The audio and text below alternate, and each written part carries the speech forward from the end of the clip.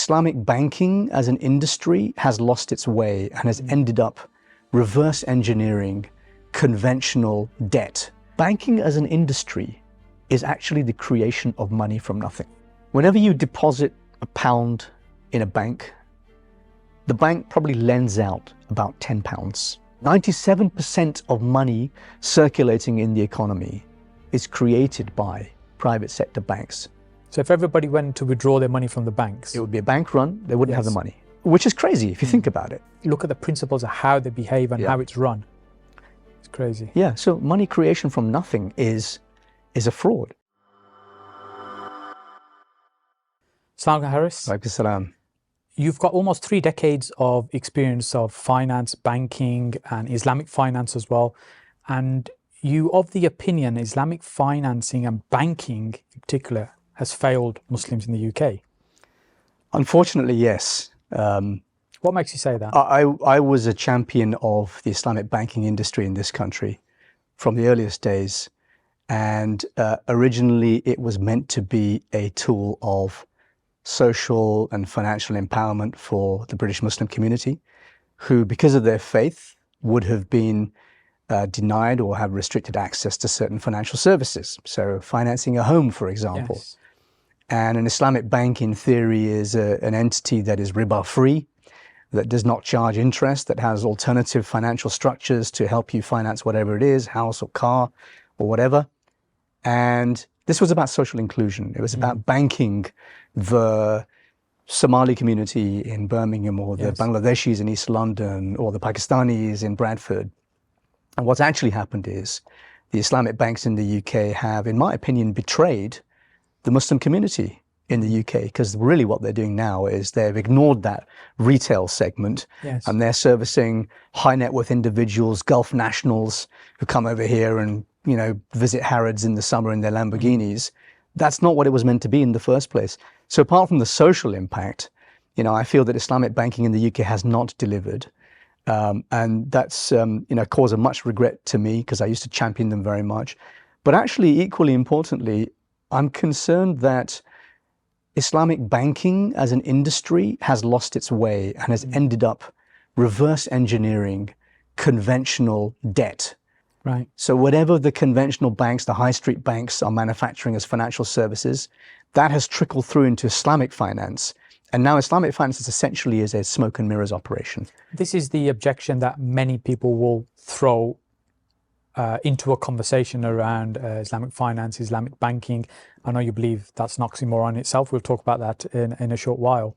But we've maybe gone through this phase where there was a flurry of interest and products and banking for predominantly the Muslim community. And then it kind of went quiet. And then there seems to be a little bit of activity going on now in a different form. Would you say that that's what's happened? Yeah, I would say that. I mean, it's probably helpful to have a little bit of a history lesson, because I started my career in the city about 30 years ago. And I started work with Deutsche Bank, which was one of the world's biggest investment banks.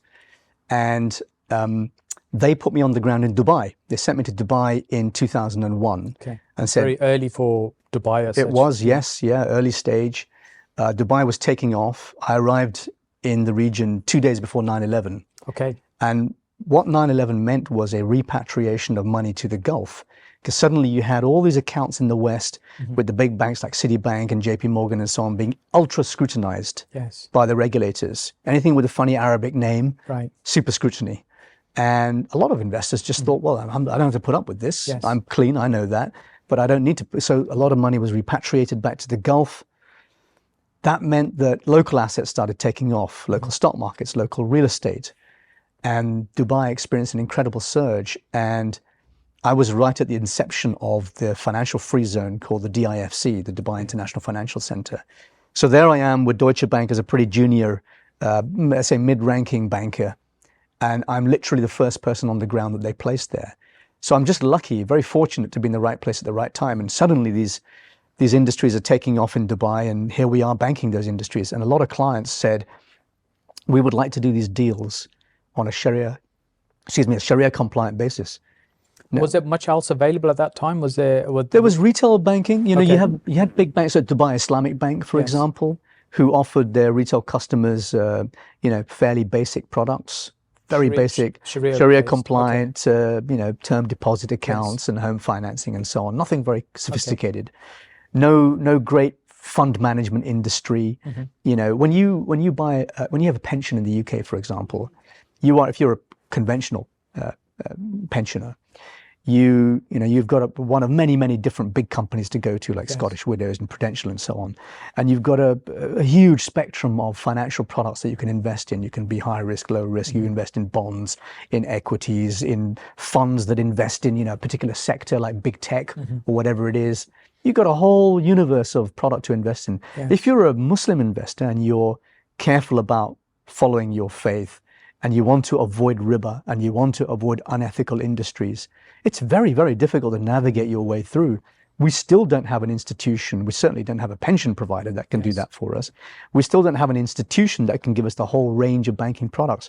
And what happened was, we arrived in the region, and Deutsche Bank, like any investment bank, is an institution that recognizes cleverness. Cleverness is rewarded in these institutions. And if you can solve problems, you can probably make a lot of money with these institutions. So we got those people who are called equity derivative structurers. It doesn't really matter exactly what they do, but they're inventing they invent products, financial finding solutions. They're mathematicians and physicists by training.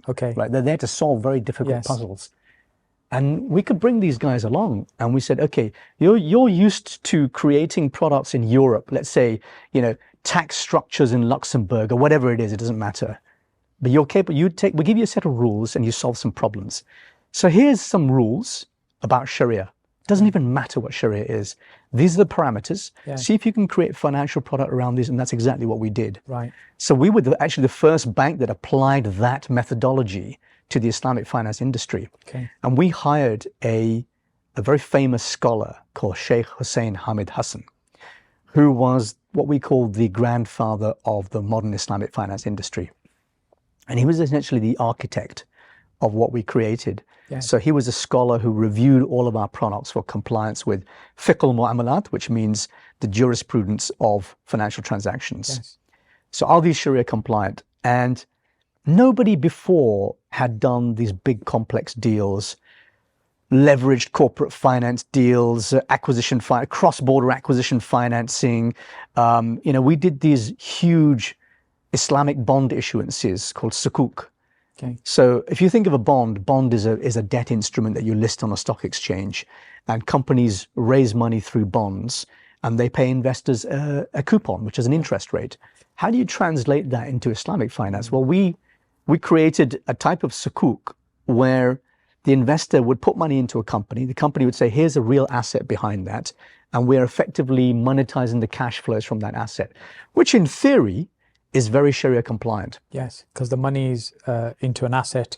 And then it's the income that asset is generating or producing. That's exactly right. And we were able to do some things that had never been done before. So here, finally, Sheikh Hussain is sitting there with these young Deutsche Bank bankers, and he's finally getting the type of person that he's always wanted to work with. Because up until that point, he's been working with very kind of local, parochial, slightly sleepy, regional Islamic banks. And when he deals with those people, he's dealing with a lot of Sharia coordination departments, which are gatekeepers. And their job is to say no, right? They're not there to solve problems. They're just there to say, their standard response to us would be, doctor says no. Okay, well, he says no, but how do we fix this? How do we make it happen? And finally, Sheikh Hussain was finding guys who would say to him very respectfully, because of course we were all Muslim as well, and we were practicing. They would say, Sheikh, I know that we can't do this in Sharia, but maybe there's another way. Maybe if we use this type of contractual structure, we use this type of thing, and we use this asset, and then we secure it. And he would say, I've never had this pushback from people. It's respectful. I like it. We're forcing each other to think. And he hadn't had that before. So this was a new development in Islamic finance. You're finally getting the quality and the dynamism of the conventional investment banking industry and creating very sophisticated Islamic finance products for Islamic investors. And that had never been done before. Often the perception is you need a large amount of money to be able to get involved in property. Although that can be the case, it doesn't necessarily have to be. There are many, many different ways that you can make money from property. The biggest challenge is, though, that many of them can't be done in a Sharia compliant way. There are, however, still some strategies and techniques that can be used to make significant profits from property. I've put together a short training for you that explains how you can make money from property in a halal and Sharia compliant way. Head over to the link, which is sajhussain.com/halal, and you can get the free training there. Now let's jump back to the podcast. So now we're talking early 2000s, and what happened next was global financial crisis. We did a lot of things at Deutsche which were not great. So one thing that we did, we created a black box technology, which I call the Manhattan Project. And if you recall, Manhattan Project was the Allied scientists building the atomic bomb before Hitler. Yes. And of course, it's a very dangerous thing to do. You're unleashing the power of the atom. And we had sort of, metaphorically unleashed the power of the atom when we created this particular black box technology at Deutsche Bank, which allowed us to replicate the return from any investment product, no matter how non-compliant with Sharia. Right. Which of course is a very dangerous thing. The technology had been developed in order to allow us to do certain types of investment product with compliant underlyings. So, it would be industries that were compliant with Sharia, no alcohol, no gambling, no financial services, etc. Unfortunately, the technology we developed and the generic fatwa that sat alongside that technology, the legal opinion from the scholar saying this technique is valid in Sharia, was misapplied by armies of salesmen who sold product to their investors. So they were now taking this generic technology and recreating all sorts of crazy non-compliant underlying assets and telling investors this is Sharia compliant. So that created quite a stir in the industry, and it actually ended up with a falling out between two very senior scholars. So one US scholar criticized our Sheikh Hussain and said, this is basically the doomsday fatwa. You've unleashed something that, you've caused a great problem in this industry. Yes. And eventually they worked out their differences.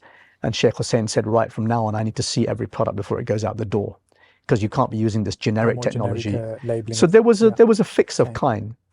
But actually the blessing was the global financial crisis. Because when that hit, all the investors kind of withdrew from these very sophisticated financial products. And the other thing was, the big investment banks, so Deutsche Bank had basically started the ball rolling, and then everybody caught up, JP Morgan and BNP Paribas and Citibank, and all of these other banks started, oh, hang on, what are these guys doing at Deutsche? With their own version so of they it. all tried to replicate what was going on. They all rolled back as well post the financial crisis, because suddenly they've got huge regulatory problems on the horizon. They've got a huge burden, and Islamic finance is basically, it's a luxury they can't afford to be dealing with. They don't understand it. It's high risk. God knows what Muslims will do. All sorts of crazy things enter their head. So in a sense, that was a blessing, because it meant that the industry pulled back from these dubious financial products. I, at the time, remained in Dubai. I'd been in Dubai for several years. I moved on to Barclays Capital, as it was at the time. I was global head of Islamic finance for them. And I left them after 2 years to come back to the UK. And when I came back, the British Islamic banking industry was in full swing by then. So the first retail Islamic bank had set up in 2004 or 5. That was then called Islamic Bank of Britain. It's now called Al Rayyan Bank. Now we come back to what you asked me originally, which is, I feel that the British Islamic banking industry has betrayed the community it was supposed to serve. It was meant to be inclusive. But it's rolled back from that. It's decided retail is just not a business we're very interested in. So it's not banking normal, ordinary people. It's banking for very high net worth, rich sheikhs to come over here and have an account locally in the country. It's private wealth management. That's not, that's not retail banking. That's not, social financial inclusion. And I think it has betrayed the community it was supposed to serve. Now, I used to be a champion of Islamic banking because I felt that if you were ideologically driven and technically capable, then you could create financial product from within organizations like Deutsche Bank that could be rolled out and you would change the face of finance across the world. Which is what you were trying to do. Which was what we were trying to do. Yes. And it didn't work out like that because banks are rotten places. And the culture is there to maximize profit at the expense of everything else. Yes. There are no other stakeholders. So you cannot, whilst initially you can create financial products that are innovative and new, never been done before, and you can expand the spectrum of the universe of financial product for investors, for example, ultimately the product will become rotten. Because banking as an industry is actually the creation of money from nothing. Yes. So is banking at its core can't be ethical? At its core, it can't be ethical, correct. And the reason why is because of this phrase, fractional reserve banking. For somebody that might be listening to this, because we have quite a broad audience that may not quite understand that term, do you want to explain? Sure. Whenever you deposit £1 in a bank, the bank probably lends out about £10. You would think that they would £9. Yes, that they've created exist. That didn't exist before. You would think that money you give to a bank sits in a deposit, and then they take that deposit and then they lend it to somebody. Yeah, so when you think through your mind logically, physically, you think that's the steps. Yeah, nothing of the sort happens. Instead, the bank just goes ahead and lends as much money as it's allowed to by the regulator. So it could be creating £9 new. That money, It multiplies it, right? And as a result, you have money creation. 97% of money circulating in the economy is created by private sector banks through this act of lending. Yes. So if everybody went to withdraw their money from the banks, it would be a bank run. They wouldn't have the money. Yeah. Which is crazy if you think about it. I mean, it's a form of fraud, really, but it's legalized fraud. Yes. And when you think banks are positioned as the kind of pillars of business and economy, but when you look at the principles of how they behave and how it's run, it's crazy. Yeah. So money creation from nothing is a fraud, and we know that in Islam the definition of riba means excess or surplus. Yes. So if you lent somebody money and you lent them £1 million, let's say, but you charge them only 1 penny of interest, that's still riba. Yes. That's still an invalid contract because you've created an excess on what you originally lent. Yes. Now imagine a situation where you've created money from nothing. There wasn't even £1 million there and you put a 1 penny on top of it. It was just zero, and now it's billions. Yes. In the economy circulating from nothing. Surely that must be some form of riba as well, right? It may not have had a technical definition 1400 years ago as riba, but surely that's in the same category. So banking as an industry is a type of fraud, and therefore it cannot be ethical. Now, Islamic banks have to follow the rules set by central banks. So they too are allowed to and required to create money from nothing. Yes. So how can just you to be labeled as a bank, yes, they have to work within that framework. Correct. Yeah. Exactly right. So now, even if you're an Islamic bank, you're basically creating money fraudulently. Yes. So which is very odd. You know, at one time I thought it was possible to reform what Islamic banks did, but having worked for many years in that industry, and got as far as I could, realized that I couldn't change it from within. Yes. And I left that industry. So I came back to the UK in 2012. And initially worked for a boutique firm and then left that to set up on my own. And the idea was that we would create a non-bank financial intermediary that performs some financial service or function, but on a completely alternative economic basis. So I wanted to go back to the roots of prophetic economics and prophetic finance. So if you think about the roots of it, it's trade. Yes. For Muslims, it's very clear. It's in verse 275 of Surah Al-Baqarah, which is that Allah has made trade halal for you, but riba haram for you. Yes. And, you know, we try and obfuscate. We pretend that, you know, certain forms of riba are in fact trade. But that's not true at all. It's very manifestly obvious when we see what banks do, that they are engaging in the business of riba every day. Almost every type of activity they do is riba based in some way. So how can we overlay halal contracts, Sharia compliant contracts? We give them fancy words, musharaka, mudaraba, wakala, istisna. We put fancy words on top of these Sharia compliant, on top of this banking system, and we call it Sharia compliant. Yeah. But surely it can't be. The foundation is wrong. So we have to create alternative financial companies. A lot of them are fintechs, financial technology firms. So these are some of the newer. These are the newer, yeah. And they each are dealing with a different problem. So you have a fintech that is a home financing company. FIDA is a good example of that, PFIDA. It's a home purchase, debt-free home financing company. You have fractional ownership of real estate. There are real estate investment companies like Nesta. You've got product showrooms, if you like, and educational websites like IFG, Islamic Finance Guru. You've got financial apps, wealth management apps like Kestrel. And these are examples. None of these are banks. None of them are banks, no. These are all examples of what I call fintechs, financial technology firms. So they're alternative non-bank financial intermediaries providing a specific service. And my own company is a trade finance company. So we finance companies to raise money as working capital. And we do this in the form of a type of note, a financial instrument called a PPN, a profit participating note, which is a really important phrase. Because if I go back to prophetic economics, if you think about how trade was done 1400 years ago, and Rasulullah sallallahu alaihi wasallam was a mudarib, he was a manager of capital. So his first wife gave him money to manage and trade. And the caravans leave the city walls and they buy textiles and spices and whatever, and they trade them in a distant land. And then they come back, they trade them in the marketplace, they make a profit. And then the mudarib, the manager of the money, shares the profits with his Rab al-Mal, the owner of the capital, the lord of the wealth.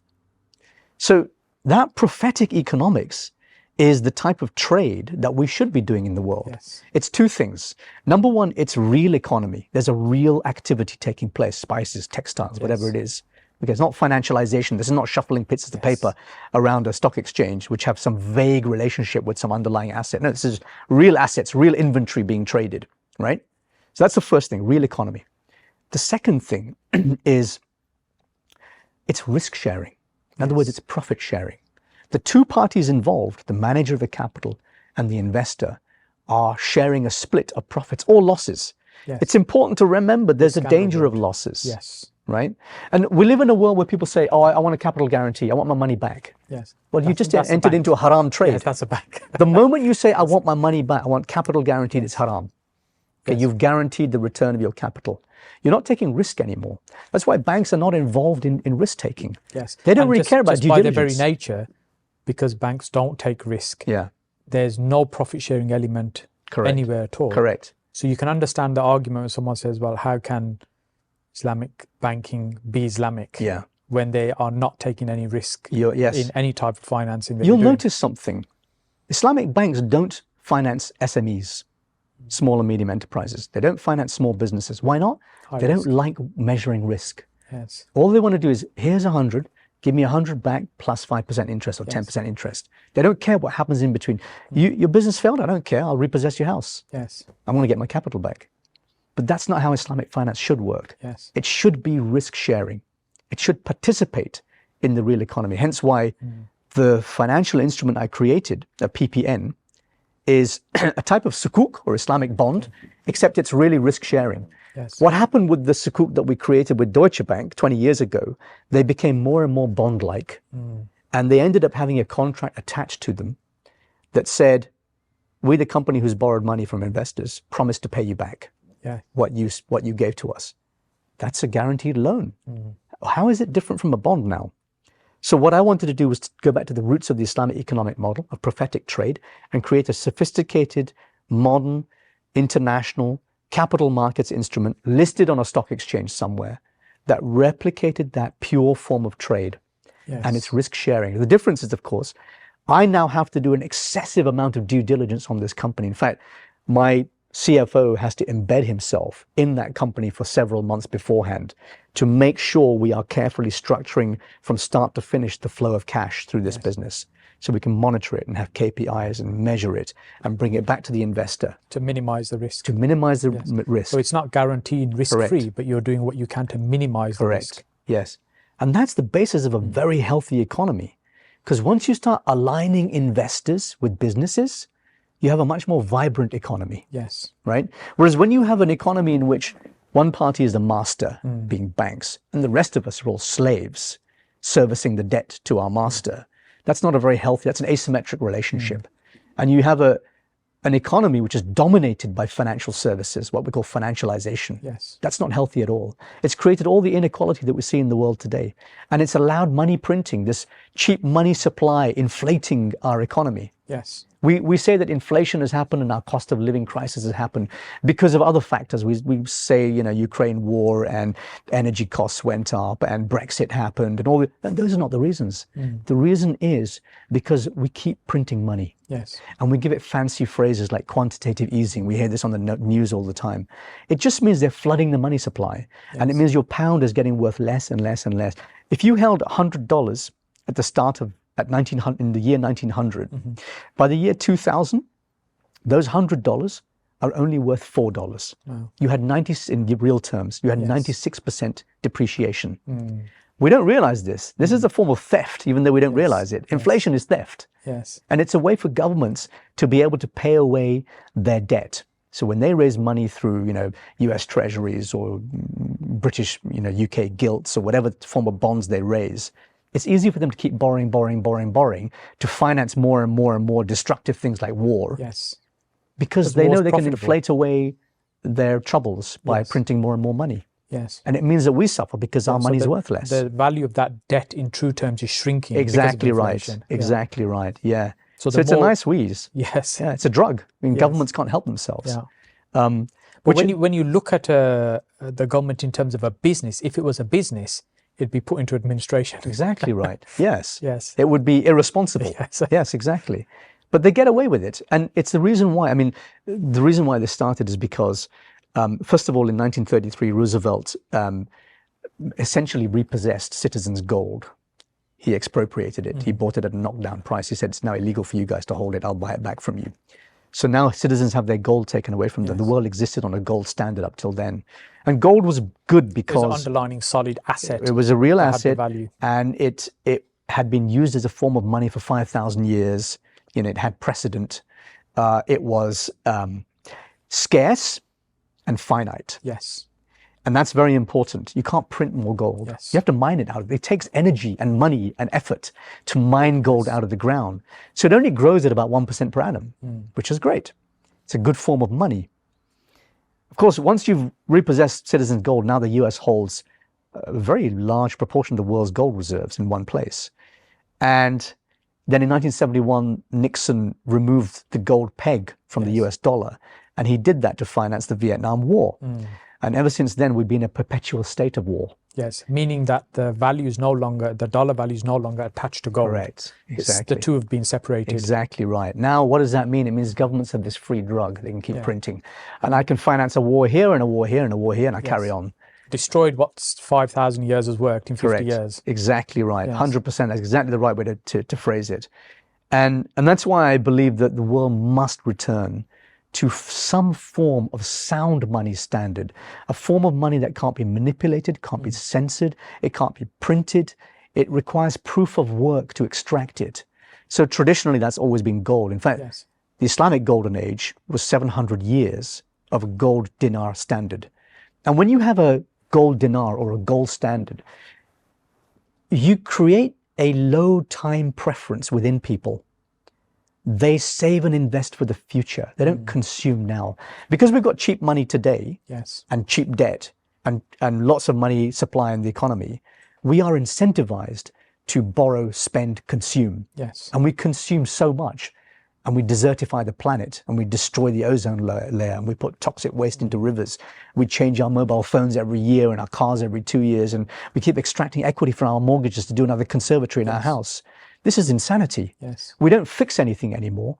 Something breaks, we throw it away. Look at it like that. You think, actually, how does this make sense? It's not sustainable. Yes. You can't have infinite growth on a finite planet. And that's why the world keeps talking about growth, growth, growth. Why do we need growth? We don't need growth. The reason why we need growth is because we've got to service debt. Bank. And the reason why we got debt is because we inflated the money supply. Yes. And the reason why we inflated the money supply is because we allowed governments to print at will. Yes. So we take away that right of governments to print money at will. You can solve a lot of those problems. But Harris, isn't this very idealistic? You said the people in power hold the wealth. Yeah. it's in their interest to keep the status quo as it is. Yeah. And they are very powerful, not individuals, but organizations, entities that operate in this way. Yeah. So how can it possibly change? So I think there's two things that we can do. One is to create these non-bank financial intermediaries that actually solve a particular financial problem, but away from the banking sector. So it doesn't Financial require solutions not relying on a bank. not requiring fractional reserve banking. You deposit £1, you create 10 new pounds. No, this is where you have a specific company. My company solves trade finance, for example, using the prophetic model. FIDA solves home financing using debt-free financing. These are solutions to real-world problems without relying on a banking system. Okay, that's the first thing. The second is, and this is the harder thing, I think, is how do we move to sound money? How do we wean ourselves off fiat money? Fiat means created by decree. Yes. So all currencies in the world, dollar, pounds, euro, yen, and so on, are fiat monies. The government decrees them to be money, and therefore it's able to print them at will. Yes, because if you pull out a £20 note and have a look at it now, it's a polymer. It has no real value in itself, other than it says it promises to pay. Yeah.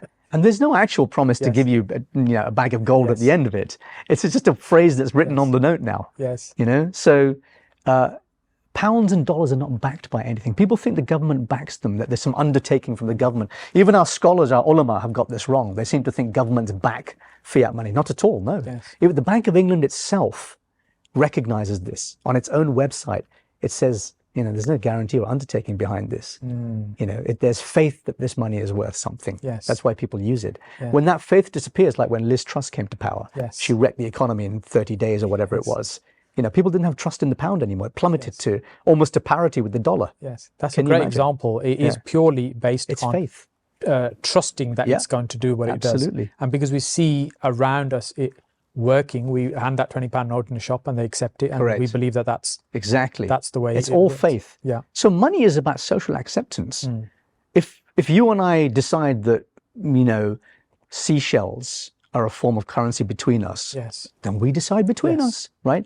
If you were a prisoner of war in World War II, you would have traded with each other using cigarettes as your currency. Yes. That was the currency in the prison. So, social custom has a great bearing on what is money. And gold was money because it had all these characteristics like chemical robustness, durability. It's what I call saleable across time and space. It held its value for a long time, and people recognized it as a medium of exchange. Now, here's the problem. I don't think we can return to a gold standard. And the reason why is because it's heavily manipulated by a few small parties. It's held in a few locations, particularly the US. I think it holds more than 8,000 tons of gold now. Wow. So gold is not a fair medium of exchange anymore. And it's easy to censor it. So if you're a country that needs access to its gold reserves, but the US government doesn't like your government, it may simply refuse to give you your own gold back. That's the problem. So how do you find a form of sound money that requires proof of work to extract it, to bring it into being, that cannot be printed at will, that is divisible, that is scarce, that is finite, that is censorship resistant, that cannot be manipulated, all of these things, that is saleable across time and space? I think there is a solution. Yes, I think I know where you're going. And that solution is Bitcoin. Yes. But when I say this word, I lose everybody, right? Because they think this guy, he's crazy. I want to make sure I separate the word Bitcoin from the word crypto. I do not support 99% of crypto. What I see because for many of the reasons you just mentioned, it doesn't meet those. It's not sound money. Yes. So, some cryptocurrencies may have some tech applications. Maybe Ethereum has some tech applications like smart contracts. Maybe. I don't know. The jury's out on that. 99% of what I see in the crypto space is either a scam or it's a project designed to enrich a few people. Whereas Bitcoin was always created as digital gold, as an alternative form of sound money to solve all these problems that we've been seeing in the world, financialization, the proliferation of debt and financial services in the world. Because if you can't print it at will, you can't create it in fractional reserve banking. Sure, interest will always exist. Riba will always exist because human nature is greedy, right? But it'll be much harder to do under a sound money standard. So now you're thinking of Bitcoin as it's anti-riba, it's anti-inflation, it's censorship resistant. By the way, I donate to Gaza using Bitcoin. I tried to donate through the standard banking rails. Yes. You can't get money into Gaza. You can't send money to people. Your bank account will get blocked, frozen. I had a friend in Gaza, a guy called Mansour Shulman, who's quite famous on social media. He was collecting for aid on the ground, medicines and food. And he had to keep changing. Every few days his bank account would change because it would get blocked. Finally, Bitcoin was the thing that worked. If you wanted to get money into Gaza to save lives on the ground, it's censorship resistant. Cannot be manipulated. It's not part of the banking system. By the government. Governments cannot control it. That's why that's why they don't like it. Correct. Exactly right. You know, there's a country, El Salvador, which has decided to use Bitcoin as legal tender. And it's funny because the IMF is constantly, putting out negative reports on El Salvador. And you know that the IMF or the World Bank, it doesn't like Bitcoin. There must be something good about it, because the IMF's sole purpose is to transfer wealth from the global south to the global north. Their stated aim is to develop the developing world, to help them with their infrastructure and their sanitation and their healthcare and women's education, all these very nice things. Yes. The reality is, when the IMF goes into a country, you become poorer and you're a slave to a foreign entity. That's how the IMF actually does business. Look at President Sisi. He got a $6 billion loan approved from the IMF. What's the next thing he does? He builds a concentration camp in the desert, just outside Gaza. Those were his strings. Yes. When he got his loan from the IMF. So if you want to know what is an agent of evil in the world, it's that. Yes. And if you want to avoid that, you use a type of money which cannot be manipulated by external parties like the IMF, like the World Bank, like central banks, like the US Fed, like the Bank of England. That's why I believe in Bitcoin from an ideological point of view. And people say, will it go up? Will it go down? Will I get rich? I don't care. That's not the reason why I'm in this. Yes, it's not about investment. It's a form of currency. Correct, yeah. Yes. I think if you take the view that in the long run, every currency will devalue against a sound form of money, if that's your view, then it will go up. Yes. Right? But if you go in there and say, oh, well, I'd like to trade it from day to day and look at my charts every week and will it go up? Will it go? I don't care. But you don't do that with your £20 notes and your dollar every day. Yeah, correct. Exactly right. Although you do notice that when you go to a restaurant, when you go to the supermarket, when you pay your energy bills, suddenly they're like 10% more than they were last year. Sometimes even more than that. That's inflation. Yes. And the beauty with Bitcoin is if you look at the 14-year trajectory, if you look at any 3-year period, people say it's volatile, it's going up. Well, actually, that volatility is massively decreasing over time. It's starting to stabilize. If you look at the progression. Yes. And if you now look at any 3-year period, it's never been below value over a 3-year period, which is very interesting. Sure, it means on a long-term trend, it's very stable. Yes. So with the alternative forms of financing we're talking about, should we be creating these type of organizations? Should we be supporting them? Should we be only investing and utilizing them for financial services? What's your thoughts? How can we create the mushroom effect? Yeah, this is a question that I've been grappling with. And one of the underlying themes behind this question is, as a community, UK Muslims in particular are marginalized and demonized.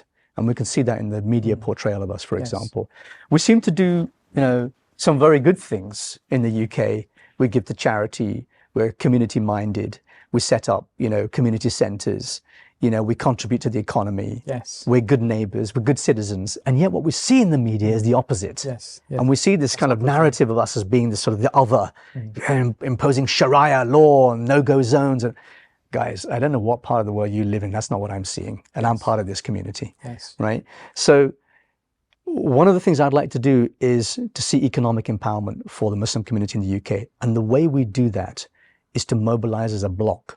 So I think with organizations like IFG, Islamic Finance Guru, people like FIDA, people like Nesta, people like CCM, Cordoba Capital Markets, which is my company, I think we understand these issues.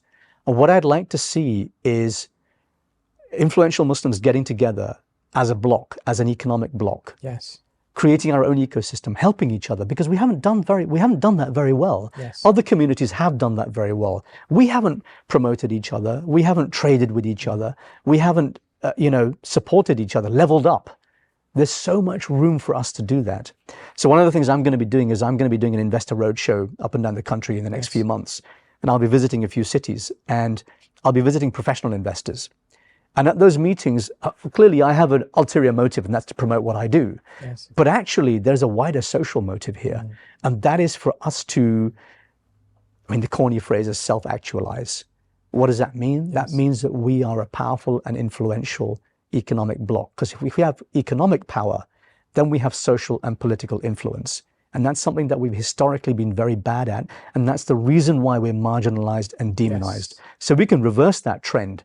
But to do that, we need to work together as an economic bloc. Yes, and I think it's unfortunate, but it's so obvious that we're very good at pulling apart rather than pulling together. Yeah. And particularly with there being so many Muslims with lots of diverse backgrounds that could massively support each other. Yeah. So, alhamdulillah, this is my 35th year in business. Mashallah.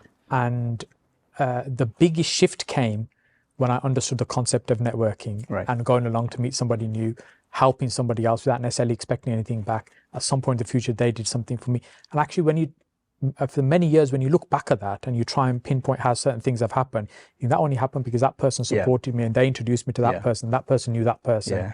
And you think, actually, if you proactively are doing this all the time, without necessarily thinking, what's in it for me right now? How can I just create a supportive environment? Because what's written for me is gonna exactly. Come. Your risk is already written. We sometimes we feel we doubt that, which is why we hold on. Whereas actually, when we just relax from that and think, actually, let's just be supportive, there's so much more that can be achieved. And another point on this. So talking about risk is already written. So yes, the network point is a very good one. And I'm also finding that relationships that I established 20 years ago, not thinking anything of them at the time, have suddenly come back and they're very helpful to me now. But also, given that our sustenance is already predestined, we're gonna die rich or poor. It's already written for us. So you may as well earn your income on a halal, ethical basis, on a wholesome basis, because you're gonna die rich or poor. It's not in your control. Yes. And that's part of the test, which route you're going to take. If you stay away from riba, if you remove riba from your life, it's incredible. I've met so many people who tell me how their lives have been transformed from moving away from debt, moving away from riba, moving away from interest, taking it out of their lives, not interacting with it. They sleep better. They have better relationships with their friends and family. Their businesses do better. They're just better, more wholesome, healthier people. They've put barakah back in their lives by removing riba, the evil, from their lives. And this is just a fact. I see this now. You can call it, if you weren't a Muslim, you'd say, oh, there must be some psychological effect there. Well, great, so what? It works. Take riba out of your life. Well, even for non-Muslims in Jewish and Christian tradition, there's lots of references that very much so. They shouldn't be using interest anywhere in their practices. So many of the people watching this channel have an interest in property, and a lot of the financing and stuff we're talking about, starting to talk about alternative ways of doing things. What's your thoughts on how investment in property can be funded?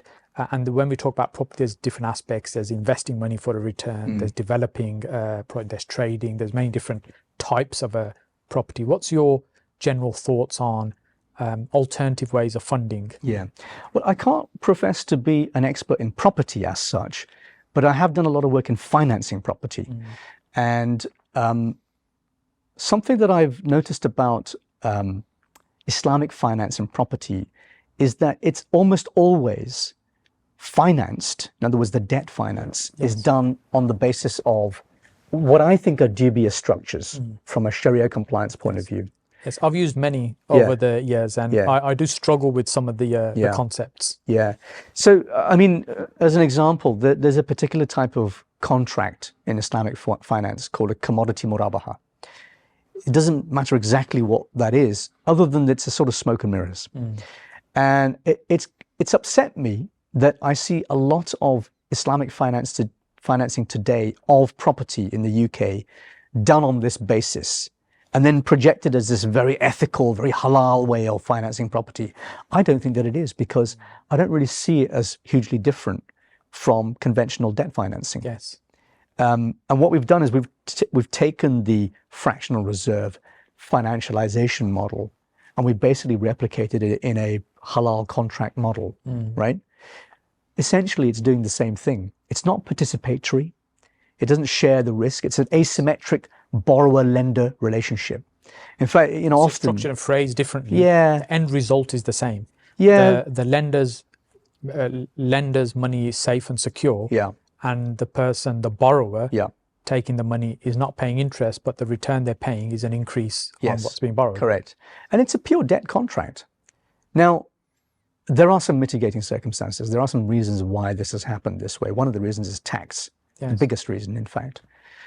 Because if you go down this route, then HMRC view the transaction in a different way than if you go down a different route, like leasing, for example. Because the treatment of interest. Correct, yes. In tax. And sometimes there's other issues like VAT and so on.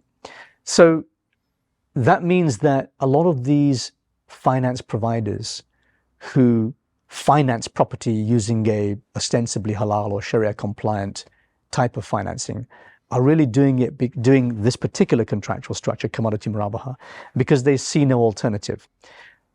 But my counterpoint to that would be, why aren't you looking at a model similar to the one that I'm looking at, which is returning to the roots of prophetic finance and prophetic economics, where trade is trade and riba is riba, Yes. and the two should not be mixed. Yes. I believe it's perfectly possible to have risk-sharing structures on property transactions. Yes, sometimes there are some tax-related issues. You might not get the preferential tax treatment that you get with a pure debt-like structure, but you will find a much more wholesome, healthier way of financing businesses and aligning investors with the investees. It's not a borrower-lender relationship anymore. It's a partnership arrangement. Yes. And I think that's extremely important for an ecosystem that works for all of us. So we all rise up together and not one group becomes richer at the expense of the other group. That's why I don't believe in these structures. Yes. Because they result in inequality. Whereas risk sharing means we all participate. Yes. That's a term that I think is very important, partnership. And that's a term that you don't hear within banking and finance generally. Yeah. Because it isn't really a partnership. Yeah. As you said, it's one as in a much more advantageous situation. Yeah. So when it comes to utilizing these types of financial services, one view is, well, look, they're the few that exist. Maybe we should support them. At least it's something better than using a traditional bank. Yeah. Or what's your thoughts on it? Is it a case of support what's there, or you should not be using it at all? Yeah, my view on this And I know it's your personal view. Yeah, my view on this has fluctuated over the years. Obviously, I used to be a big champion of Islamic finance and Islamic banking. I was part of that industry. Then I came out of it and tried to create my own alternative. I recognize that Muslims have some challenges here. They have limited access to financing products. And here I'm going to demonstrate a little bit of, let's call it cognitive dissonance. Some people might call it hypocrisy, right? And I appreciate some people are going to get upset if I say this. On the one hand, I say that banking cannot be Islamic, so you cannot have Islamic banking. But on the other hand, I do say to people, look, if you cannot find a pure financing provider for whatever asset it is, whether it's property or something else, then maybe an Islamic bank is the next best thing. Because at least there is an attempt to put halal contracts against this asset. At least there's an attempt to put a veneer of Sharia compliance on top of a base, which is fractional reserve banking, which is debt creation, money from nothing. The next step after that is to go to your conventional interest-based bank, right? That's, in my opinion, the worst type of financing. But maybe this is a halfway house. The reason why I'm upset by what's happened in the middle here, this halfway house, is the fact that it's been going on for 40 years. 40 years ago, scholars approved this commodity murabaha transaction. It hasn't evolved. It hasn't evolved. They did it on an interim basis. They said, we'll allow you to do this for now so that you can develop the Islamic finance industry going forward. But they never did. They got their fatwa one time and they decided, right, 40 years later, we'll do the same thing. There was no attempt to move the game on. So that's what I and people like Fida and others are trying to do. Yes. So let's move on to a slightly different topic. You've written a book on this topic, Heaven's Banker. Yeah. What is it you were trying to get across, or was the attempt to get in across in the book? I got asked many questions by friends and families about what is Islamic finance, how does Islamic banking work. So it was initially intended to be a bit of a primer, a bit of a, how to do Islamic finance. And I presented the first draft of the copy to my brother, who is a fund manager. And he opened it up and he saw structured diagrams in there. Yes. And just threw it back at me. Just forget it, not reading that. Yes. And he's a smart finance guy. Yes. So if he's not going to read it, nobody is. And I realized that I've got to change this. So I cut a huge part of the book, 20,000 words I cut out, got rid of all the diagrams. I made it's still a chunky book. Yeah. I made it a book that could be understood by the layman, probably professional, probably well-educated, very unlikely to be a finance person, might be involved in business in some way. But I expect, doctors and dentists to read it as well and hopefully understand it. And my attempt was to give an insight into what I call the hidden world of Islamic finance. So on the surface, you see all these things. And if you ever watch the CEOs of Islamic banks, for example, they're always patting each other on the back, saying what a wonderful job they did and how they created X% new funds and Y% new assets. And they did this business and that business and how wonderful they are. So what this book was to get down under the surface and see what's actually going on under the hood so that people really understand how this industry works, what I think is deceptive about it, and what I think is optimistic for the future. I wrote the book 14 years ago, actually. Nice. So things have moved on a long way since then. Yeah. I am in the process of writing something else now, but my thinking has moved on a long way as well. Yes. So I ended the book Heaven's Bankers in a very confused state. My last chapter. If you read nothing of the book, just read the last chapter, because you'll realize that this guy is very confused, right? He's actually saying, well, I've been through all this process now. We tried to do all this stuff. I'm not sure that it worked. I don't think it did. I'm very confused. I don't know what's going to happen next. But I'm 14 years later now. And I think I have a view for what will happen next. And part of that is creating these small non-bank financial intermediaries that we call fintechs. Yes. I know the last 10 years of fintechs have started to Correct, exactly grow. Right. Yeah. And I also think there's a very powerful narrative about sound money. And if you can somehow marry sound money with a risk-sharing, real economy financial system, that's a pure Islamic prophetic economic model. Yes, very interesting. This is a conversation that we could spend hours talking about. I really appreciate you taking the time to come and speak to us today. And if somebody wants to reach out to you, what's the best way for someone to want to connect with you? I'm active on Twitter. I probably don't respond to DMs very much on Twitter, but certainly I'm very public on Twitter, so you can follow me there, Harris_Irfan. I can be reached via LinkedIn, but I do warn people because I have several hundred unanswered connection requests. There's no point reaching out anonymously to connect with me. If you have a specific question, I've created a set of FAQs. So I've got a LinkedIn blog article. I've got one on how to invest my savings in a halal way. I've got one on how my PPNs work. I've got one on Bitcoin, and I've got an FAQs, which is basically a huge list of questions about how do I get into the industry? How do I finance my business? What are the methods to invest my money in a halal way, et cetera, et cetera. If you don't find the answer you're looking for in there, then reach out with a specific question. Otherwise, I'll miss it on LinkedIn. Yeah. Fantastic. Harris, I appreciate you coming out and spending time with us today. And we look forward to seeing you on a roadshow very soon. Thank you very much for having me. Thanks so much. Thank you. Islam.